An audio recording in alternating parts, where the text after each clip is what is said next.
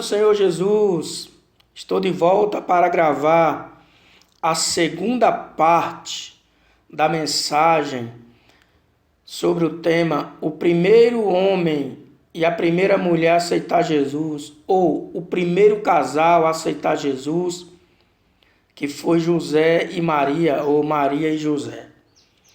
No primeiro áudio nós vemos ali a respeito de como o anjo apareceu a Maria, de como o anjo apareceu a José e como a mensagem que ele trouxe. Falamos também a respeito das profecias no livro de Isaías, no livro de Gênesis. Agora vamos entrar aqui na história a respeito do nascimento de Jesus e como é maravilhoso ter Jesus na vida, apesar de não ser fácil, mas é maravilhoso. Então observamos que quando houve a profecia que uma virgem ia conceber, ia dar luz a um filho, lá no livro de Isaías, no capítulo 7, versículo 14, no capítulo 9, versículo 6, quando fala das características dessa criança, a história diz que as moças, as virgens de Israel na época, se guardaram, não quiseram casar, pensando que Jesus viria nascer delas, mas Jesus não nasceu de nenhuma delas. Elas morreram e não se cumpriu a profecia na vida delas, porque com certeza não era para elas. Porque em uma pequena vila ao norte de Jerusalém, morava uma jovem chamada Maria, noiva de um jovem por nome José. Então nessa vila aí, nessa pequena vila, lá em Nazaré, morava uma jovem camponesa, o nome dela era Maria, e ela estava desposada do moço chamado José. Eles tinham um contrato de casamento, porque naquela época, na cultura judaica, o pai escolhia o noivo para a sua filha. Aí ele escolhia com que idade a sua filha ia se casar. No caso dos rapazes, com 14 anos e a moça, 13. Então eles firmavam um contrato de palavras e ali, a partir daquele momento que o noivo firmava aquele contrato, que o rapaz firmava um contrato com aquela moça, ele estava assumindo uma grande responsabilidade e o pai dava 1 ano para ele se aprontar, para que a moça, para que o moço pudesse se casar com aquela moça. Então observe que José estava nesse contrato, José tinha assinado esse contrato. Então observe que quando José firmou esse contrato, a Bíblia fala que ele já estava desposado de Maria, ou seja, ele já estava casado, porém, eles não podiam ter a mesma intimidade que tem um casal quando é casado, de forma nenhuma, né, em relação a atos sexuais. Por quê? Não era a esposa dele, estava com contrato. No período de 1 ano, casaria.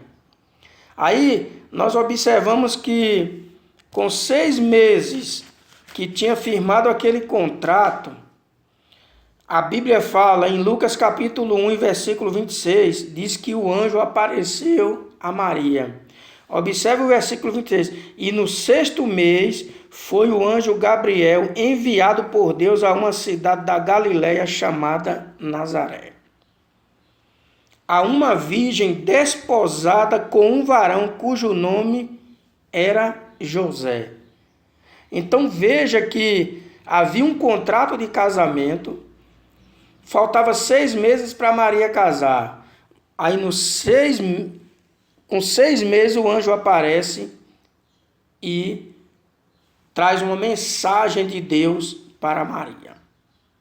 Observe que Nazaré era uma cidade que não era bem vista na época.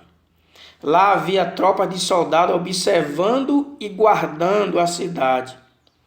E esses soldados, eles praticavam todo tipo de pecado, inclusive o pecado da prostituição.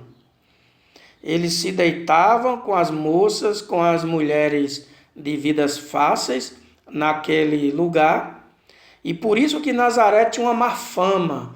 As pessoas daquela região, quando falava de que era alguém de Nazaré, ele já torcia o nariz.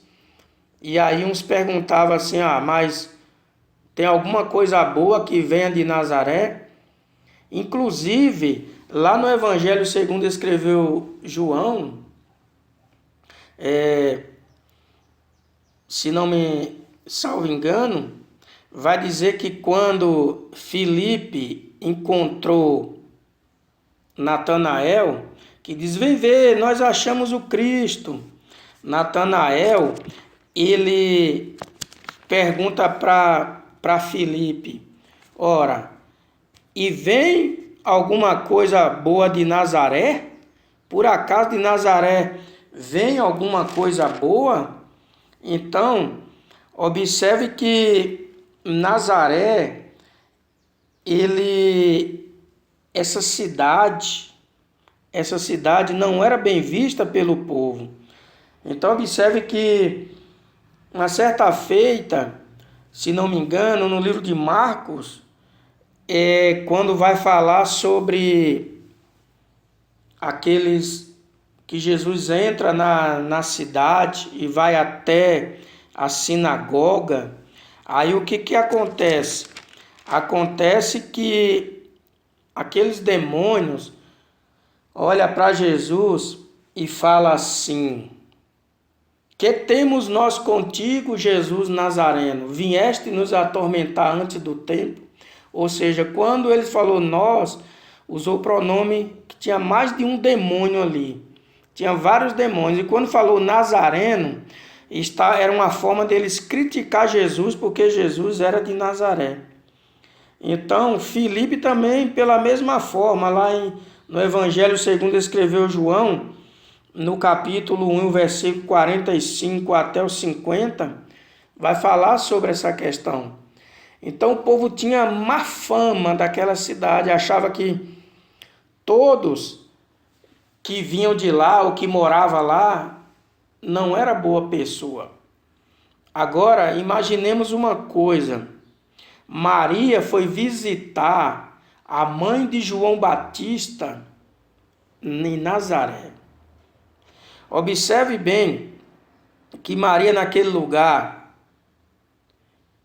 junto com aquelas demais mulheres, o que queriam pensar dela? Que ela seria também igual aquelas mulheres, sem pudor, sem vergonha, que se prostituía, porque quando ela recebeu a visita do anjo, ela não contou nada para José.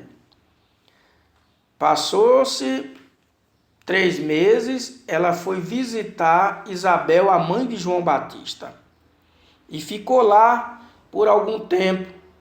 Quando ela retorna de lá, aí ela resolve voltar, e aí ela resolve contar para José. E aí ela já estava grávida. Agora, o que me chama a atenção é que quando ela chega na cidade, eu estou aqui conjecturando, alguém chega e diz assim, José, Maria está na cidade. E havia um contrato entre José e Maria, um contrato de casamento. E ele não podia desfazer o contrato, porque se eles, por acaso, ele desfizesse o contrato, pagava um tipo de multa para os pais da moça e a moça passaria por um tipo de exame para ver se eles não teriam praticado o sexo antes do casamento. Porque pelo contrato já estavam casados. Eles não poderiam ter a intimidade que tem um casal, mas já estavam casados. E se ambos se prostituírem, eles eram apedrejados. eram apedrejados porque eles estavam no tempo da lei. Então veja que no 6º mês do contrato é onde o anjo vem e faz a proposta para Maria. E outra coisa, Maria não teve como recuar. Tem promessas que Deus faz para nós que não tem como nós recuar. Nós temos que aceitar, mesmo que seja doloroso, mas nós temos que aceitar. Por quê? Porque foi Deus quem fez. Agora eu lhe pergunto, você está preparado, você está preparada para receber uma promessa de Deus e mesmo que isso venha lhe causar dor no início? Você está preparado para isso? Você está preparada para isso? Então observe que quando Maria recebeu aquela mensagem do anjo,